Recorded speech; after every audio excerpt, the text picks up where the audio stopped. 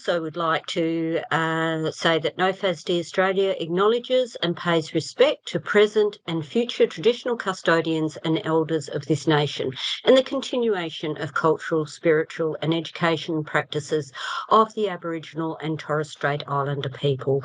And I'd just like to point out too, I personally, yes, I'm on the Wajik land of people of the Noongar Nation.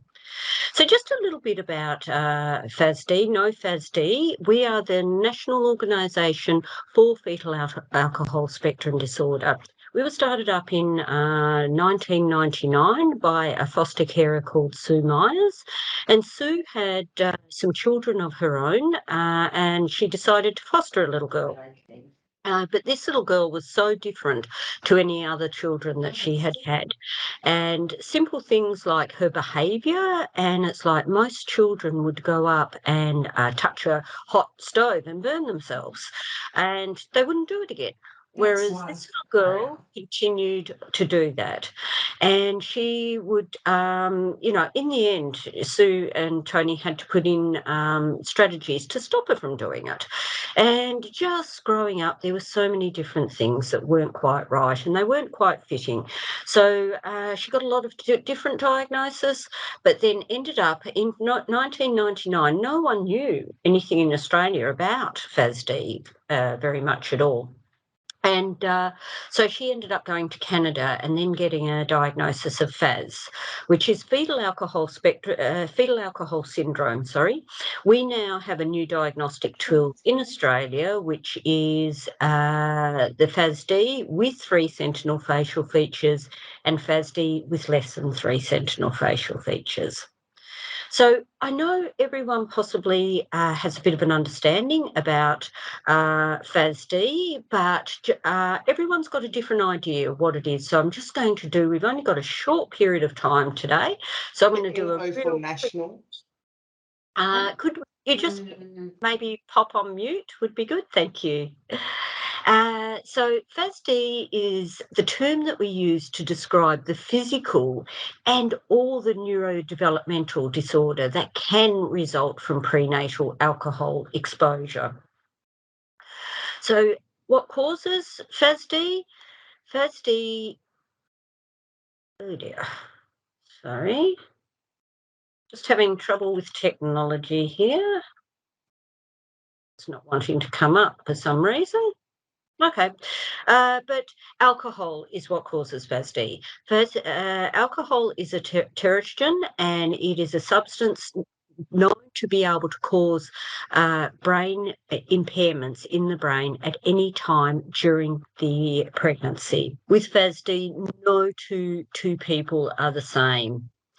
So it is estimated here that it's about 2 to 5. There's, for some reason, my PowerPoints aren't quite coming up as they should. I don't know why that is, but there should be a map of Australia there, which we don't have. But there's only been 2 population studies done in Australia.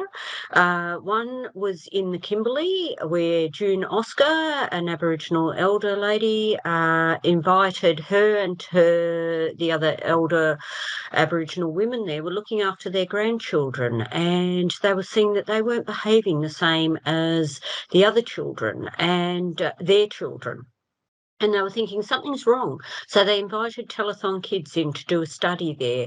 It actually came out that 12% of the population there had FASD. The other population study was done in Banksia Hill Juvenile Detention Centre in Perth here for the 10 to 18-year-olds.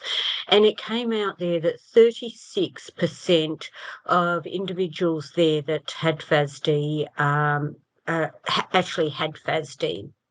There was actually another 9%, and I must apologise, I'm sorry, these are not coming up. It's meant to click in with some other information there. I can actually read you the information, but it came out there that there was 9% that didn't have any facial features. I'm going to do a quick little skim over that for anyone that is not familiar with the facial features, but there are 3 facial features that are able to use with diagnosis. If there is these facial features present, you do not need to have prenatal alcohol consumption confirmed. If there is no facial features, you need to have prenatal alcohol consumption confirmed. So in the Banksia Hill study there, with some of these children that were in there, they have possibly gone from foster carer to foster carer. Parents might have passed away, records have been lost, and they didn't have any confirmation of prenatal alcohol exposure. So it actually means it was probably more like 45% of the boys in Banksia Hill had FASD, which is one of the highest prevalent studies that has happened in the justice system. So we are estimating in Australia here that we say it's probably about 5% of the population have FASD. This goes, how we get that figure is in 2018, there was a population study done in Canada, and it came out there that 4% of the Canadian population had FASD. So if you can see the alcohol consumption rate from Canada compared to Australia, you can see that Australia was actually much higher. So this is where we get the figure that we estimate it is about 5%. And then you think there is actually 2.7% of the population has autism. Now, just about everyone you speak to, everyone knows what autism is, but now today there's still so many people that do not know what FASD is. So, and I think there's so much stigma, which is very unfortunate, that is involved with FASD, because most people think it is a lower socioeconomic issue, and also it is extremely high drinking levels, alcohol consumption, which is not the case at all. There is 59% of Australian women said that they drank in some part of their pregnancy. And this is a statistic that really gets me. It's estimated that 1 in 13 alcohol-exposed pregnancies will result in FASD. So it's not every alcohol-exposed pregnancy. So it might be the case of that I might be able to say that my mother drank alcohol when she was pregnant and I'm fine, but she might have been when she consumed alcohol, it might be with a friend of hers, and she has exactly the same amount of alcohol and her child is impacted. So we just don't know. So this is where we say no alcohol is the best in the guidelines there, because although it's not every alcohol exposed pregnancy, it's 1 in 13. There was also a twin study done over in America where the woman consumed 1 glass of wine per night, no more, but she had 1 glass of wine per night over her pregnancy, and she was having twins. When they were born, one twin had FASD, the other didn't. So it is a lot to do with the epigenetics as well of the child themselves. So the Australian diagnosis, I'll just quickly go through a little bit of that, just very, very briefly, just to show you. We can see, and it's awful, there's so much stigma involving FASD, when you can see there are 50% of the Australian pregnancies are unplanned.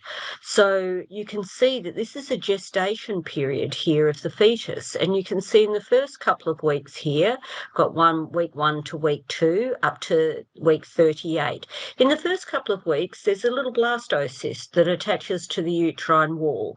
Until that blastocyst attaches, there's actually no body parts being developed at that period of time. But right at the beginning of week 3, you can see where all of the body parts are starting to be formed. And you can see there that the red is the highly sensitive times that there are there. So you can see within the first trimester, up to 12 weeks there, is where most of the development happens.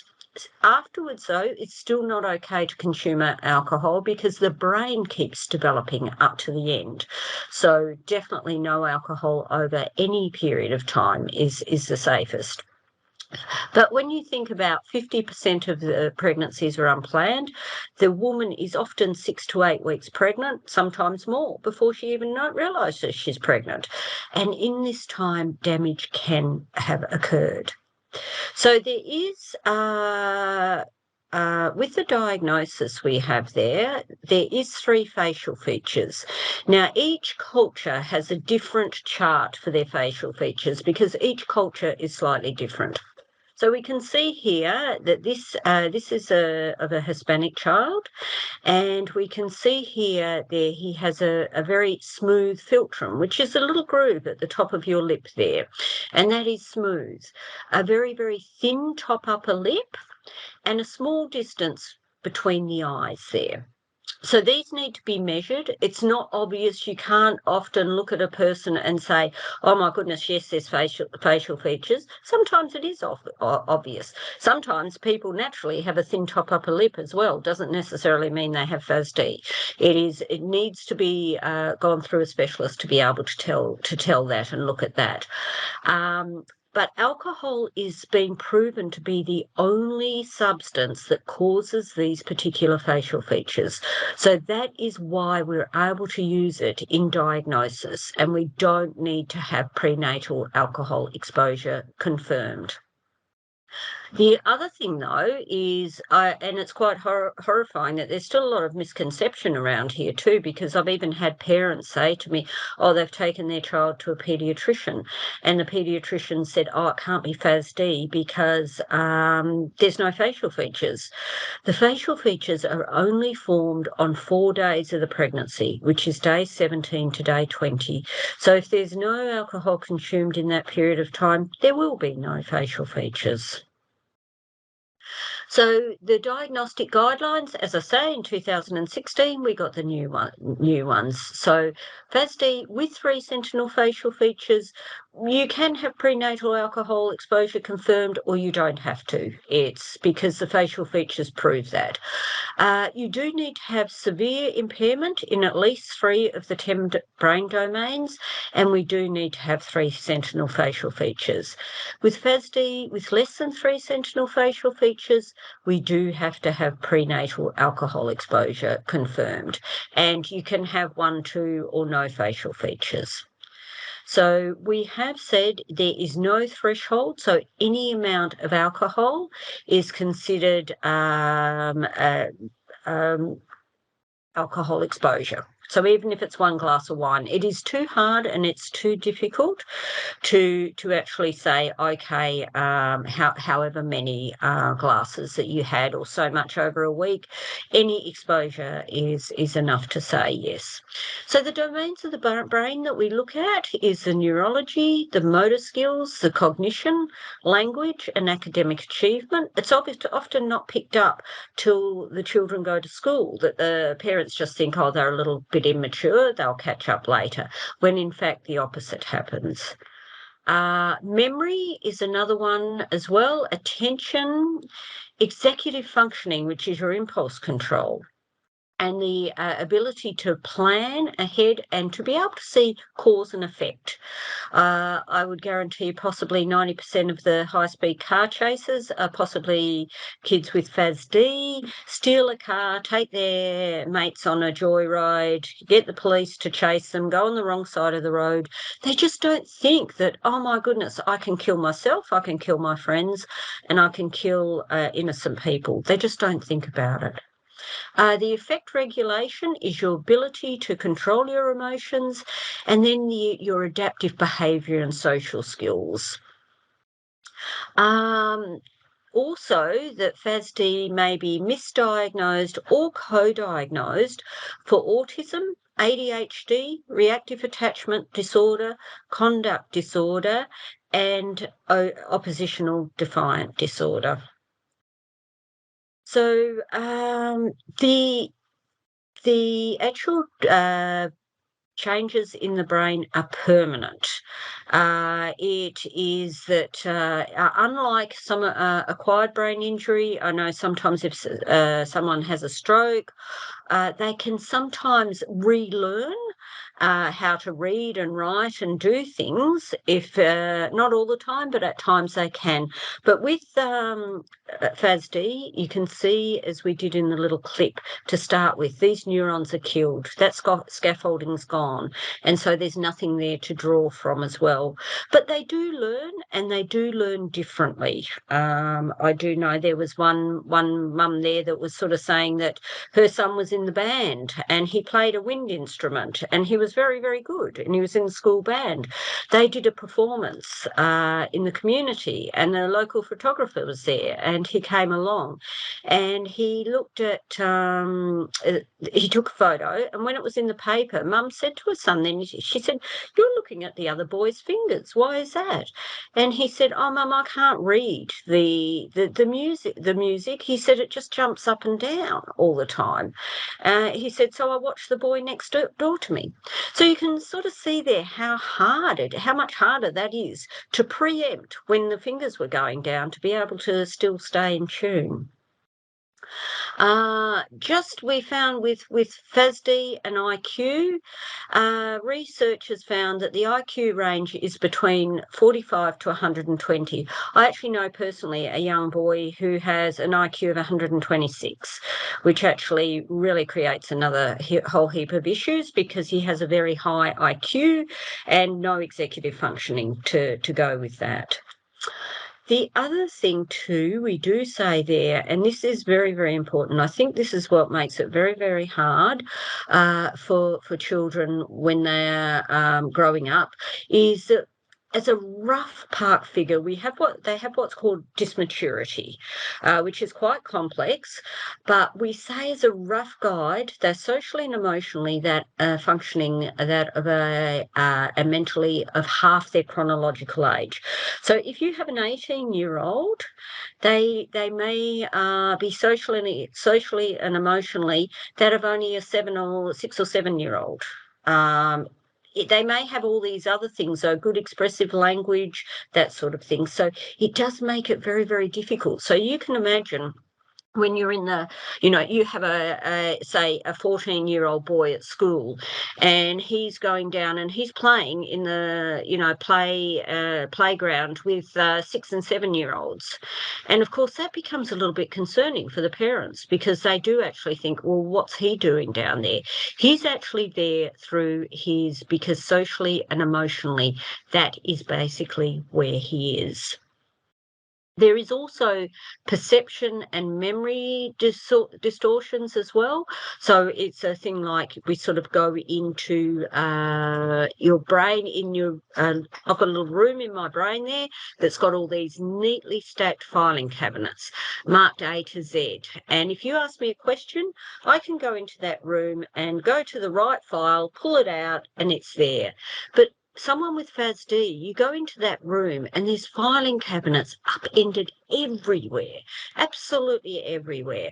And you ask them a question and sometimes it might be on top, but 9 times out of 10, it is way, way down below.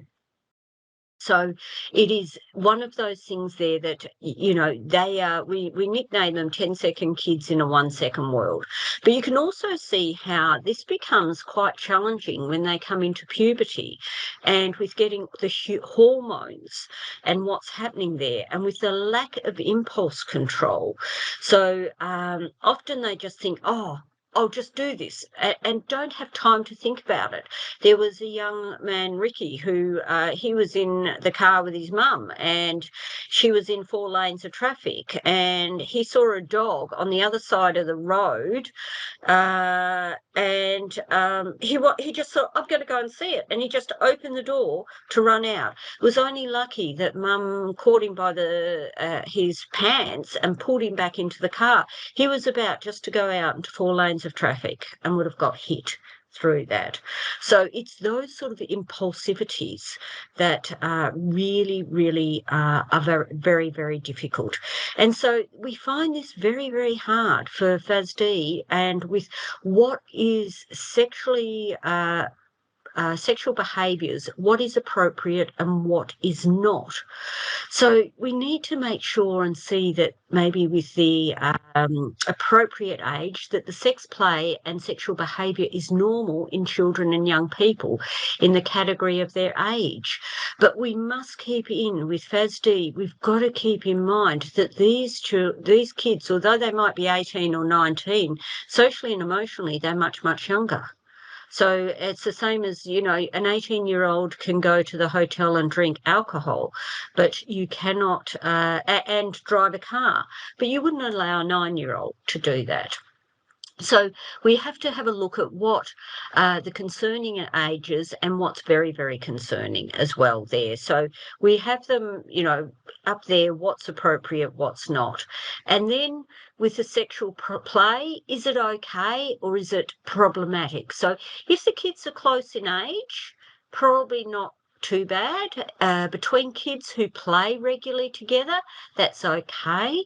If the play is childlike, exploratory and spontaneous, and there's a sense of play to it, that's okay, and occurs irregularly by mutual agreement.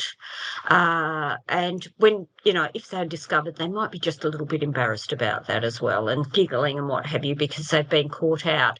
This is typical normal behaviour. But if it's problematic, it's in between kids of different ages, sizes or developmental levels as well. It may occur between children who don't know each other well, is aggressive, forced or coerced, or seems serious, not spontaneous and fun, and is overly mature for their age as well. Can be frequent and repeated, is associated with high levels of emotion like anger or fear or anxiety, and doesn't cease after a child is told told to stop. So we do have here, just very quickly here, going on the age appropriate, and I can I can send these out if you like, because I can see we're running very close to time here. And so I just have some information there, and what is concerning and what is probably age appropriate. So I'm sorry I rushed through that very quickly, but I really wanted to give you as much information as I possibly could. And so I've got plenty of time if anyone has any questions or anything that they would like to ask about this. No one's got any questions? Okay, well, obviously, hopefully you enjoyed it. Hopefully you learned. Could I just ask, just a quick one as a bit of a discussion, how many people, actually a thumbs up is fine, but how many people thought that they learnt a little bit more about FASD in this as well, or was most of you knew most of it, or... Thumbs up if it was pretty much what you knew. Oh, great. Thumbs down. You learned something. I mean, that should have been thumbs up, shouldn't it? Yeah, thanks, Robin. Yeah, it was really good. I definitely learned a lot. Oh, great. That's wonderful. That's what I wanted. It was very rushed. It's only half an hour. FASD is very complex. There's a lot there. Yeah, some of us in the room as well learned stuff as well. So thank you very much for the presentation. Great. We've got a few people here. Lovely. Yes, it's a big topic, and to put it in half an hour, but I really just wanted to give you that information to get you on the page to understand with the dysmaturity, it is so, and the lack of impulse control often it is a case of they're not individuals with FASD might just expose themselves and may possibly even start masturbating in the wrong places because they just, it's an impulse. Oh yes, I want to do that. It can be soothing as well. It can be as simple as, especially in some of the community houses as well. I do know when people with FASD learn, the first way they learn is the way it is. And so I do know, even with a friend of mine whose son has FASD, he's 16, and so Dad decided to take him down to the chemist to get some condoms. It was time, sort of thing. So anyway, they went in, he got the condoms. Dad went to his pocket to get his wallet to pay for him, and he looked at it. Now, this is a 16-year-old, but he has FASD, and he looked at his dad and he said, "Dad, you don't pay for condoms. You put them down your pants." And it was obviously he had been with his mates and pinch condoms from the pharmacy before, and because his mates told him had done that, he thought, oh, okay, that's how you buy them, that's how you get them. And no neurotypical child or 16-year-old would admit that to their parents if they had done that. But he didn't see it's that sort of that's how you do it, that's how you learn. I know even one mum who has this is another one that has FASD. She was saying there she didn't when her son he was very, very immature, still is. He's coming up to 18 now, but when he was about 12, she was trying to give him the talk. And anyway, she realised then that she had done such a good job of stranger danger. I think he was about 11 at the time, because when she explained what happened, he was just, oh, yuck. Someone actually touches me, and that's disgusting. But anyway, then he processed it and came through. And this is where people with FASD quite often don't have a filter, and it just comes out straight away. And but the way they learn sometimes too, and it was just like, okay, he thought about it, and he said, sort of like, okay, well, do you and Dad do it? How often do you do it? Can I watch? It's just like all of those totally, you can imagine being a parent with that. It's not the sort of thing, but it's the way they learn. It's how they learn about it. The other thing that I find very interesting, because quite often with FASD, it's about how you're actually told. Sorry. Where you first learn about things as well, and how you're actually told there is sometimes with them, it's like people with FASD don't get idioms. So it's a case, if you say, oh, you can do this, it's a piece of cake, they'll think, oh, it's a bit of cake. Where's my piece of cake? They don't get that second meanings as well, which means with sexuality, quite often they'll just go up, and we have had a number of times that with peeping toms, looking through the bathroom, because they're just curious. They want to actually have a look what a naked female looks like, or male, or going straight up to teachers, workers, and asking them for sex. Because it's just like, and it's quite, horrifying for the person that's just like, no, that's not appropriate, but they just don't see it as inappropriate. It's just something they have no filter with, which does mean they do need a lot of supervision going there.